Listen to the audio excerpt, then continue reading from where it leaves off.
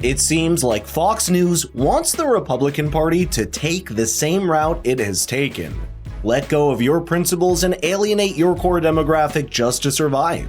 In the wake of local and state elections last week in Virginia, Ohio, and Kentucky, Fox and friends kept hammering on the idea that the Republican Party should compromise on its pro-life stance just to try and win the elections. This was honestly one of the most frustrating segments I've watched on television in recent times, and it left me searching if there's really any conservative voice left in the modern mainstream media.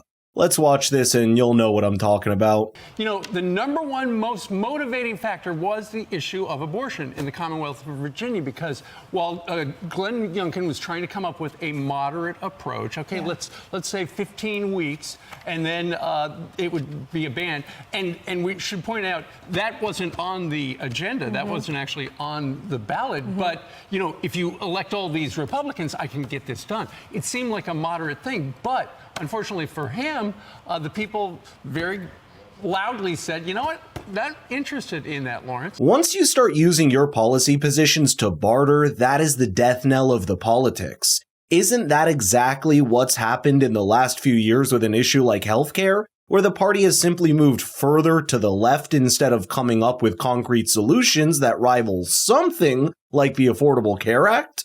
Why isn't Fox and Friends pushing to do that instead of wanting the party to surrender its entire policy position to the Democrats? It's nothing short of a complete betrayal of their audience, especially because the issue literally concerns preserving innocent life. When you start to step back from that, there's not much left to fight for. How do Republicans figure this out? Because we heard Nikki Haley on the stage. She said, I'm not for abortion. My husband was adopted. I had a tough time getting pregnant. However, the chances of us changing this are null and void. It's not going to happen. Let's be realistic about it. And then she said, and let's not vilify women if they've made that decision, or doctors who have made that decision or don't want to perform them. Sure. Ultimately, it comes down to the question of abortion. And Americans, as we have seen, once again, the predominant issue across the board was abortion. People don't want restrictions on it. And even though Glenn Youngkin in the Commonwealth of Virginia tried to come up with a common sense approach, a moderate approach, it did not work. That is exactly what I'm talking about. And Nikki Haley's voice on this is crucially important as the only woman in the Republican primaries. Her vocabulary has changed to things like wanting a consensus and moderation on the issue of abortion. Well, she used to call herself unapologetically pro-life just a few years ago. Honestly, if this was any other issue, I'd perhaps look at it differently, but if the current Republican status quo really believes in the sanctity of life, it's not a good look for them to backtrack on it for an election, and neither is it for Fox News. Republicans have to figure out what their messaging is, like Brian was saying, in order to go forward in the next election. We looked at this midterm election as a way to gauge how Republicans or how Democrats react going forward for 2024. So Republicans need to look at all of these numbers and really think about what's more important. Yes, most people that are Republicans are probably pro-life, and we love our babies, and I love being a mother, but what's most important?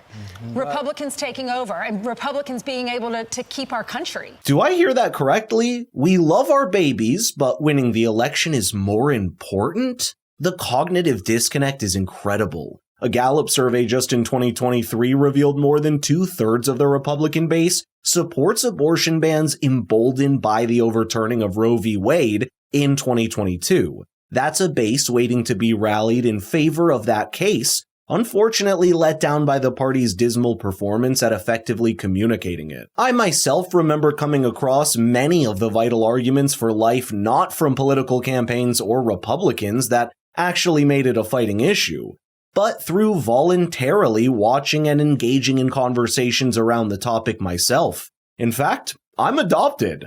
I know we can fight the culture war, but we need to translate that into votes at the ballot box. Plus, why isn't Fox and Friends focusing on the weakest link of the higher rungs of the Republican Party today that even Vivek Ramaswamy pointed out on the debate stage? We should be calling out the RNC chairwoman Ronna McDaniel for failing to devise a viable plan for electoral success over the last 6 years.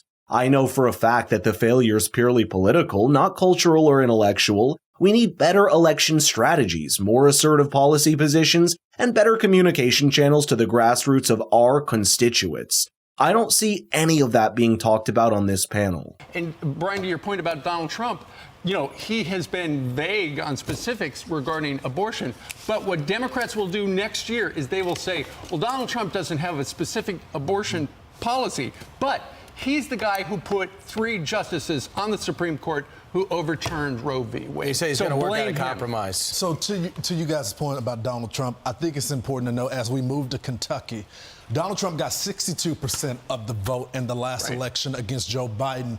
Yes, but as Ben Shapiro once said, I don't look at Donald Trump as a thought leader. Well, I don't believe that Donald Trump is a person whose views are leading in my imagination where the country ought to go. I mean, I don't look to Donald Trump as a thought leader. And guess what? He doesn't even have to be one. Every powerful leader in history has had thinkers influencing them and the nation at large, which is why this separation between active politics and social discourse sometimes exists. But in the case of the Republican Party, this gap has widened too far to the point of hurting it electorally.